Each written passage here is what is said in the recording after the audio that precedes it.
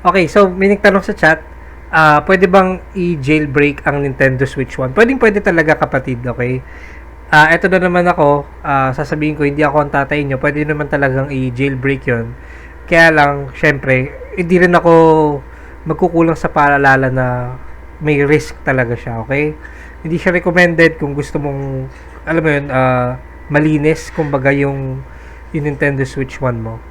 Okay, ginagawa lang yun pag gusto mong makakuha ng mga libreng laro, mga homebrew apps, ganun. Pero as much as possible, hindi ko talaga siya nire-recommend. Okay? Pero again, it's your choice. May risk lang talaga palagi. Mga, kung may magsasabi sa'yo na, walang risk yan, ganun.